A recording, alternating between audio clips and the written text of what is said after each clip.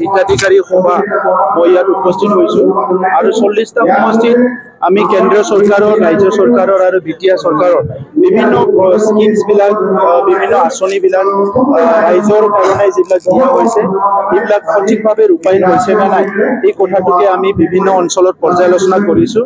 চৰকাৰে ৰাইজক উদ্দেশ্য কৰি বহুত ভাল ভাল আঁচনি লোৱা হয়, কিন্তু সেই আঁচনিবিলাক সঠিকভাৱে ৰূপায়ণ হ'লে আমাৰ গৰীব মানুহৰ কাৰণে যি আঁচনি দিয়া হৈছে, মহিলাসকলৰ কাৰণে যি আঁচনি দিয়া হৈছে, যুৱ যুৱতীসকলৰ কাৰণে যিবিলাক আঁচনি দিয়া হৈছে, এই আঁচনিবিলাক যদি 100% ৰূপায়ণ হয়, আমাৰ প্ৰধানমন্ত্ৰী ডাঙৰীয়াৰ যিটো সপোন এখন বিকশিত দেশ গঢ়াৰ কাৰণে সেইটো বাস্তৱত ৰূপায়ণ হ'ব। আৰু মুখ্যমন্ত্ৰী ডাঙৰীয়াৰ যিটো সপোন অসমখন ভাৰতৰ ভিতৰত 5খন শ্ৰেষ্ঠ ৰাজ্যৰ ভিতৰত এখন হ'ব, সেইটো বাস্তৱত আমি দেখিবলৈ পাম। গতিকে যদি ভাৰতবৰ্ষখন এখন বিকশিত দেশ হ'বলৈ গৈ আছে, অসমখনো এখন উন্নত ৰাজ্য হ'বলৈ গৈ আছে, বিটিআৰৰ 5খন জিলা পিছ পৰি থাকিলে নহ'ব। গতিকে এই 5খন জিলাক আমি হেল্থ ছেক্টৰত, এডুকেশ্যন ছেক্টৰত, আমাৰ বিভিন্ন ইনফ্ৰাষ্ট্ৰাকচাৰ ছেক্টৰত, এগ্ৰিকালচাৰ ছেক্টৰত, এমপ্লয়মেণ্ট ছেক্টৰত চবতো আমি আমাৰ বিটিআৰ চৰকাৰখনে কিছুমান ফ্লেগশ্বিপ প্ৰগ্ৰাম লৈ পেলাই আমি কাম কৰি আছোঁ।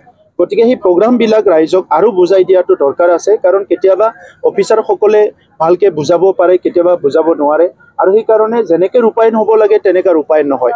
বহুত সময়ত প্ৰশ্ন হয় এইটো আঁচনি ভালকৈ ৰূপায়ণ হোৱা নাই, ইটো হোৱা নাই। PMIৰ ঘৰবিলাক আগৰ চৰকাৰৰ দিনত 2010ৰ পৰাই আধৰুৱা হৈ আছিলে, এইবিলাক আমি চব শেষ কৰিলোঁ আৰু আমাৰ দিনত বহুতখিনি PMIৰ ঘৰ বনালোঁ।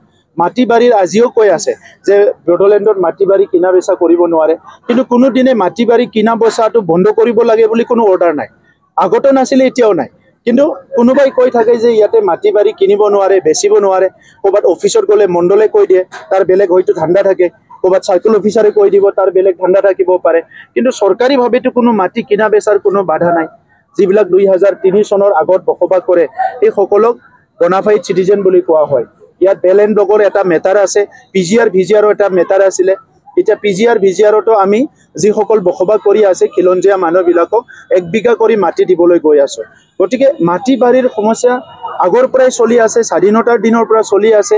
আগত BPF চৰকাৰতো চলিছে, ইয়াৰ আগত BPF নহা সময়ত যিবিলাক আছিলে তাতেও চলিছিলে। এই প্ৰব্লেমবিলাক আমি এতিয়া বহুত শতাংশ সমাধান কৰি দিলোঁ, কিন্তু ৰাইজে এই কথাবিলাক বুজি পাব লাগিব।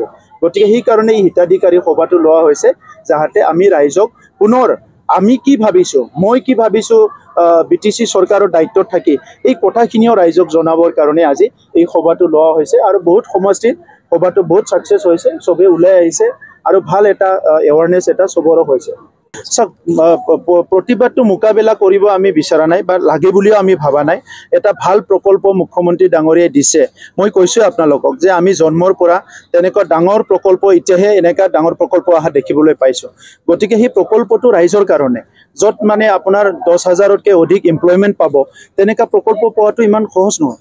গতিকে ইয়াত এখনহে গাঁও আৰু তাত 84 ফেমিলিয়ে প্ৰথমতে অলপ তেখেতসকলৰ সন্দেহ আছিলে, আৰু তেখেতসকলৰ লগত 3বাৰ আলোচনা কৰি 3-4বাৰ আলোচনা কৰি 4বাৰকৈ মেপ সলনি কৰা হৈছে।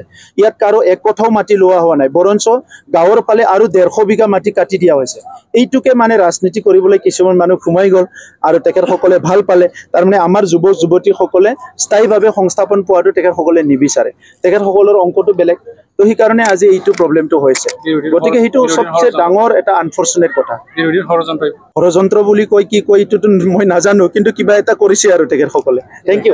যিকোনো খবৰৰ বাবে যোগাযোগ কৰক 7099017330 লগতে 7099017110 নম্বৰত।